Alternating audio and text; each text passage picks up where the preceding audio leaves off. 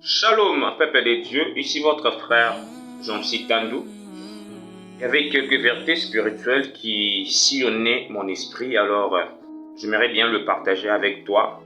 Peut-être ça sera une bénédiction pour toi. C'est matin en ce jour.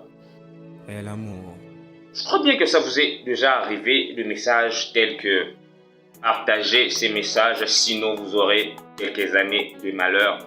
Partagez ces messages, sinon vous aurez 4 ans de malédiction. Bien-aimés, ne partagez jamais de tels messages. Une vérité spirituelle à savoir que le diable n'est pas omniprésent. Il n'y a que Dieu qui est omniprésent, omnipotent et omniscient. Il sait tout, il fait tout et il est partout en même moment. Alors, le diable, il sait qu'il n'est pas omniprésent partout en même temps. Il a déployé les démons partout. Et ces démons-là de formation ont les infos pour les amener à lui. Et en nos jours, le diable n'utilise pas seulement les démons pour propager, pour faire son évangélisation, non. Mais le diable utilise maintenant aussi les gens inconscients pour propager et faire son évangélisation. Quand vous lisez de tels messages et qu'à la fin ça vous oblige de les partager, ou bien vous serez maudit. La peur que vous ressentez, quand vous le partagez, l'autre lui aussi, il ressent aussi la même peur. Tu es en train de propager cette peur. Tu es en train de partager cette peur et tu fais l'évangélisation du diable. C'est tellement dangereux. Aujourd'hui, l'Internet est le facteur focalisant que le diable fait souvent l'évangélisation. Parce que lui aussi, si Dieu fait l'évangélisation sur Facebook, le diable aussi le fait. Et de tels messages, même si ça parle de Dieu, quand seulement tu lis, partage, sinon la bénédiction de Dieu n'est pas conditionnée par un partage d'un message. Non, ça c'est pas la Bible.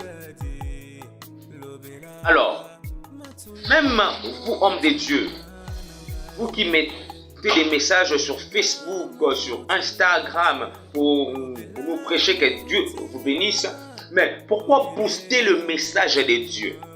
Pourquoi booster la bonne nouvelle?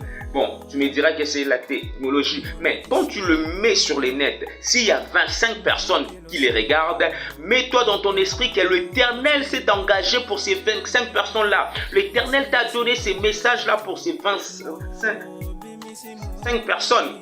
Et l'un de ces 25 personnes sera touché. Lui, il va encore envoyer à quelqu'un, l'autre va envoyer à l'autre, ainsi de suite. Si Dieu peut vraiment amener ton message de 25 personnes à 200 000 personnes, il le fera. Donc, je ne vois pas d'importance de booster la parole de Dieu. Booste tes clips, booste tes comédies peut-être, booste, je ne sais pas, ton TikTok où tu es en train de danser pour Dieu. Mais la parole de Dieu lui-même sait se prendre en charge. La Bible nous dit que sa renommée est accrue à cause de l'accomplissement de ses promesses. La bénédiction de Dieu n'est pas focalisée par le partage d'aucun message. J'ai dit non et non.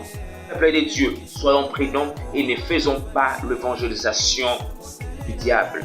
C'était votre frère Jean-Cy Tandou et que Dieu vous bénisse dans ces jours. Recevez nos vœux le meilleur. Je vous aime.